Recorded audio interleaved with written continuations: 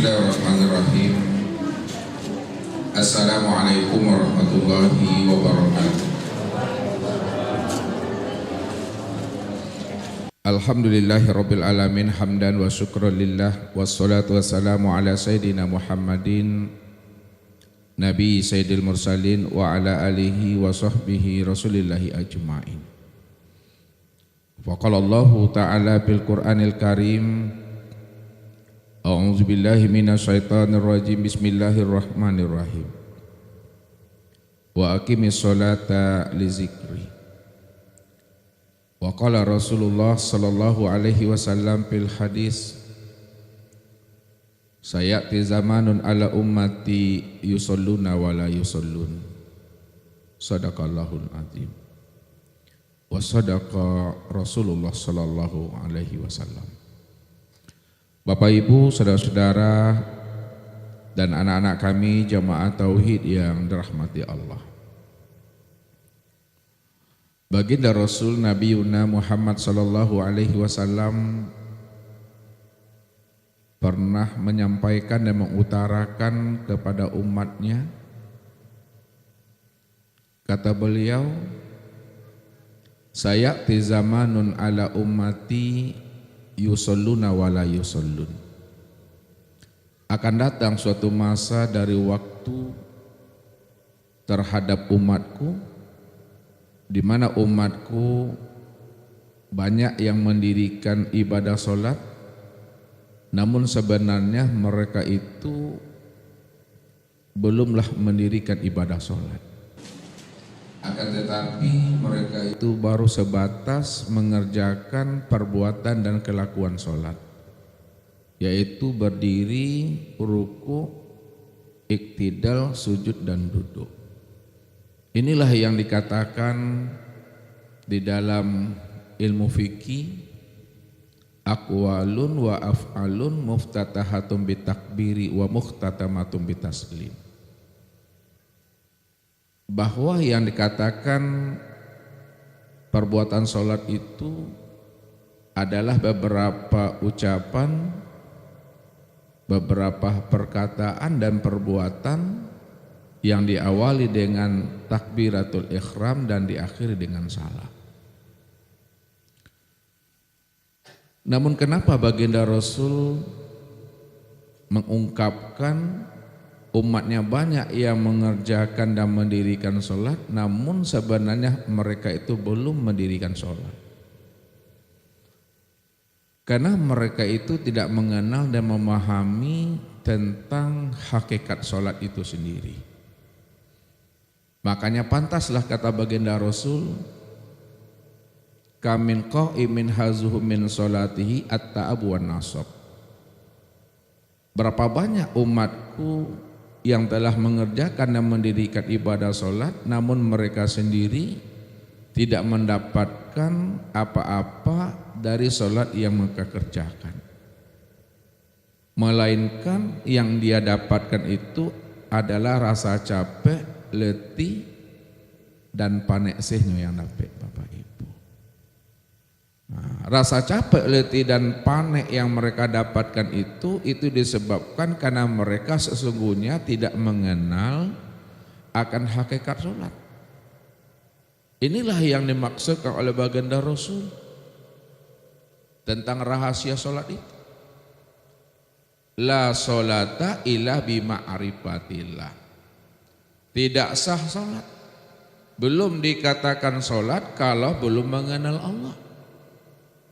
Belum dikatakan sholat kalau belum menyaksikan Allah.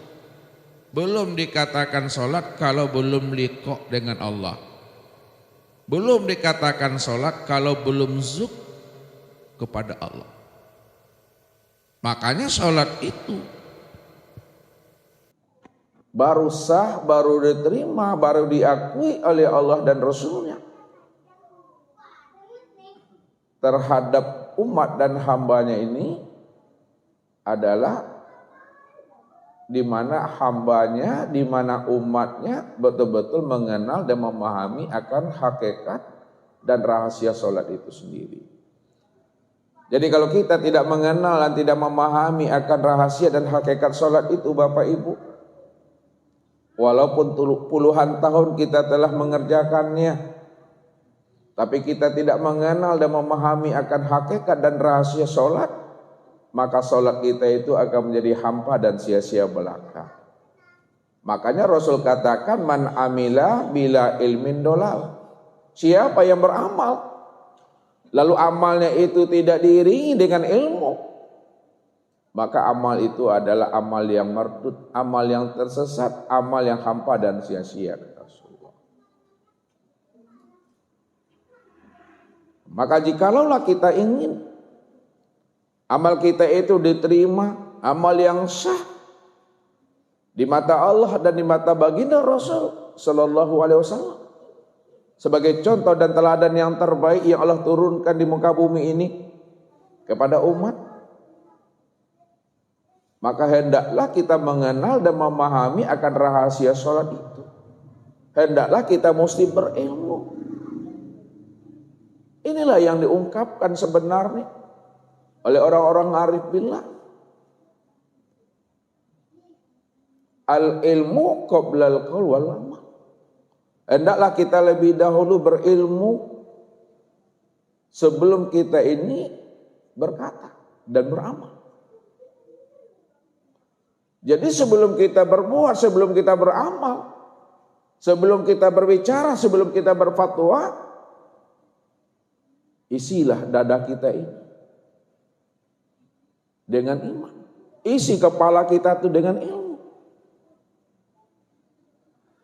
Kalau sudah berisi dada kita dengan iman, kepala ini dengan ilmu, ya ja'alakum nura tamsuna bihi, maka berjalanlah kamu di dalam nur itu. Berjalanlah kamu di dalam terang itu. Pasti kamu akan selamat dunia dan akhiratnya. Jadi kalau kita tidak berilmu dalam melakukan suatu amalan ubudiyah kepada Allah, sudah jelas amal kita itu menjadi amal yang hampa dan sia-sia. Inilah amal yang tertipu namanya Bapak Ibu. Wa hum yahsabuna annahum yuhsinuna sun'a. Mereka mengira dan menganggap bahwa diri mereka itu telah beramal, tapi mereka sebenarnya telah tertipu dengan diri dan amal mereka sendiri, kata Allah. Makanya Rasulullah mengingatkan kita, bagaimana kita beramal tidak tertipu, tidak fata morgana, tidak dalam dugaan dan prasangka kita. Maka hendaklah kita memahami akan setiap apa yang kita lakukan dalam hidup ini. Kalau tidak, ini yang digambarkan bahwa orang-orang yang beramal tidak berilmu, ibaratnya mereka nanti di akhirat bagaikan memikul peti besi yang sangat besar, Bapak Ibu. Dipikulnya peti besi yang sangat besar itu, dia mengira dan menyangka bahwa di dalam peti itu tersimpan seluruh pahala sholat, puasa, zakat, haji. Ditambah lagi pahala-pahala ibadah-ibadah yang sunatnya. Tapi ketika disuruh oleh Allah untuk membuka peti yang berisi amal-amal soleh, pahala-pahala, setelah dibuka peti itu, Bapak Ibu, rupanya peti itu yang dikiranya pahala sudah menjadi debu, Bapak Ibu. Tidak ada pahala yang ia dapatkan. Tidak ada kebaikan yang dia peroleh di sana. Karena pahala dan kebaikan yang ia lakukan dalam pandangan mereka yang sudah tersimpan dalam peti itu adalah dugaan dan sangka mereka sendiri. Inilah yang tertipu, menjadi debu semuanya. Makanya baginda Rasul selalu membuat suatu perumpamaan kepada kita ini, supaya kita mengenal dan memahami tentang rahasia sholat. Ada dua orang di antara umatku, kata Rasulullah, dia sama-sama mengerjakan, mendirikan ibadah sholat. Cara berdirinya sama, cara rukuknya sama, cara iktidalnya sama, cara sujudnya persis sama, cara duduknya juga tidak berbeda. Namun kualitas sholat di antara mereka berdua itu bagaikan langit dengan bumi, kata Rasulullah. Apa maknanya itu? Sholatnya sama berdirinya, rukuknya sama, i'tidalnya sama, sujud dan duduknya sama. Tapi kualitas sholat yang mereka dirikan itu bagaikan langit dengan bumi. Ada sholatnya yang ingat, ada sholatnya yang lalai, ada sholatnya yang khusyuk dan ada sholatnya tidak khusyuk. Siapa yang mampu mengerjakan dan mendirikan ibadah sholat itu secara khusyuk? Inilah yang dijelaskan oleh Allah dalam surah Al-Mu'minun ayat 1 dan 2. Bahwa Allah memberikan sanjungan yang diiringi dengan pujian kepada mereka. Yang mana mereka itu di dalam sholat mereka itu khusyuk. Inilah yang akan kita kupas, yang akan kita bahas lebih dalam dan detail. Siapa sebenarnya mereka itu yang disanjung dan dipuji oleh Allah, termasuk orang-orang yang beruntung di dalam mengerjakan ibadah sholat itu secara khusyuk. Untuk lebih jelasnya Bapak Ibu, kita tuliskan ayat ini.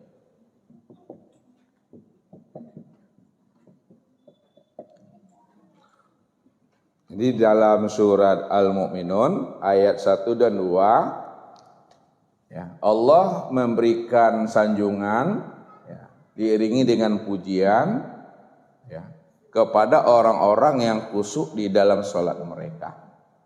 Kata Allah, qad aflahal mu'minun. Ya, sungguh beruntung, ya, orang-orang yang beriman. Ya, sungguh beruntung orang-orang beriman, kata Allah. Orang yang beriman yang bagaimana yang dikatakan Allah beruntung? Allazina hum fi sholatihim khashi'un. Yaitu di mana mereka di dalam sholat mereka itu khusyuk. Jadi orang beriman yang beruntung, kata Allah, itu di mana mereka mendirikan ibadah sholat itu didirikan dalam keadaan khusyuk. Kalaulah orang yang beriman yang dikatakan beruntung, yang dikatakan yang mampu mendirikan ibadah sholat secara khusyuk, yang menjadi buah pertanyaan kita Bapak Ibu, ya, siapa yang dikatakan orang yang beriman itu? Dan apa pula ukuran standar sholat yang khusyuk itu? Ini yang kita coba untuk memahaminya, ya. Karena Allah mengatakan, ya, wa'bud rabbaka hatta ya'tiyakal yakin. Kata Allah dalam surat yang lain,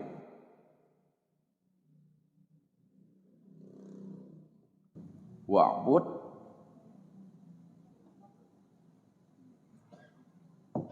rabbaka hatta ya'tiyakal yakin.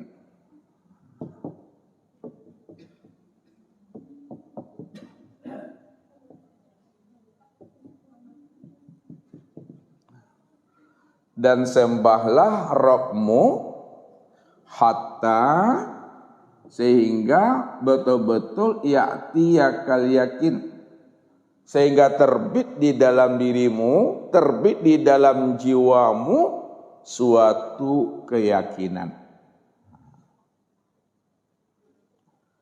Jadi menyembah Allah itu betul-betul terbit di dalam diri kita ini suatu keyakinan. Kalaulah menyembah Allah betul-betul terbit di dalam hati, di dalam jiwa suatu keyakinan, lalu yang dikatakan yakin itu apa? Akhirnya dikatakan Rasul. Yang dikatakan yakin ini, kata Rasul, al-imanu kullu.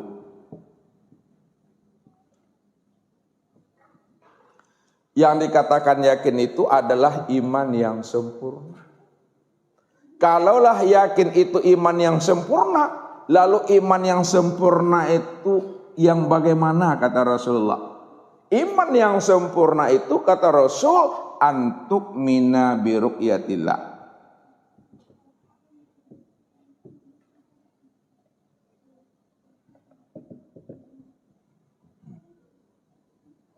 Iman yang sempurna itu di mana kamu mampu menyaksikan Allah. Itu yang dikatakan iman yang sempurna.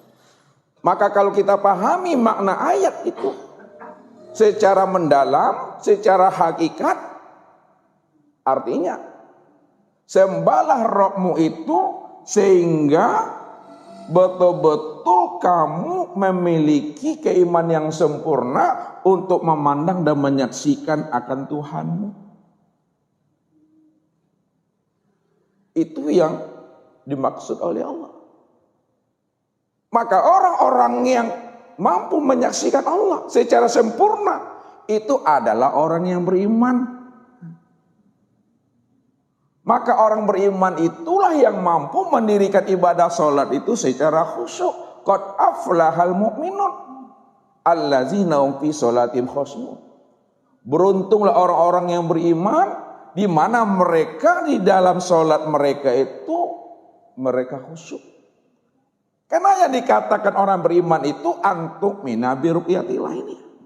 Orang yang beriman itu bukan hanya sebatas iqrarun bilisan, bukan hanya sekedar tasdiqu bil qalbi, bukan hanya sebatas wal amalu bil arkan.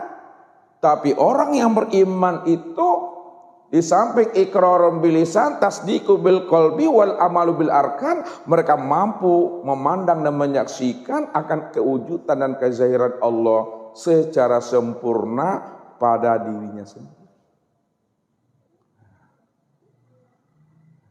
Kalau kita sudah mampu memandang dan menyaksikan Allah secara sempurna dan utuh pada diri sendiri, bukan berarti kita ini mempertuhankan diri. Ini mesti diingat Bapak Ibu. Belajar ilmu tauhid, belajar ilmu ma'rifat, bukan ingin jadi Tuhan. Belajar ilmu ma'rifat, belajar ilmu tauhid, bukan pula ingin ngaku-ngaku Tuhan. Akan tetapi belajar ilmu tauhid dan ma'rifat itu untuk mengenal dan memahami bahwa Allah cuma yang wujud secara mutlak dan diri kita tidak pernah ada sama sekali. Jadi kita nafikan akan diri kita. Dan kita nyatakan Allah. Dalam pandangan hati bahwa hanya Allah lah Bapak Ibu. Semata-mata yang wujud secara mutlak. Makanya orang-orang yang beriman adalah orang-orang yang telah mampu memandang dan menyaksikan kezahiran Allah secara utuh dan sempurna pada dirinya. Walaupun dia mampu memandang Allah pada dirinya, namun dirinya bukanlah kenyataan dirinya. Walaupun diri kita ini ada, tapi adanya diri kita ini Bapak Ibu bukanlah kenyataan diri kita. Akan tetapi kenyataan tempat memandangnya nyatanya diri Allah semata-mata. Karena Allah yang wujud berdiri dengan dirinya sendiri. Ini yang dikatakan qiyamuhu binafsihi. Allah yang berdiri dengan dirinya sendiri. Jadi orang beriman adalah orang yang beruntung karena mereka lah yang mampu mendirikan ibadah sholat itu secara khusyuk. Sekarang yang kedua, kalaulah orang beriman itu dikatakan orang yang beruntung karena dia yang mampu mengerjakan dan mendirikan sholat secara khusyuk, lalu khusyuk itu standarnya apa? Ini mesti dipahami. Ukuran sholat khusyuk itu apa? Ukuran sholat khusyuk itu atau standar sholat khusyuk itu adalah ingat.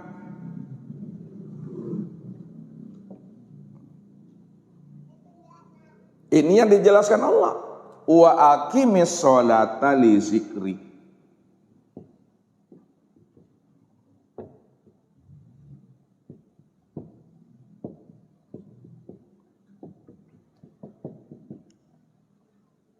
Dan dirikalah sholat itu untuk mengingat akan diriku, kata Allah.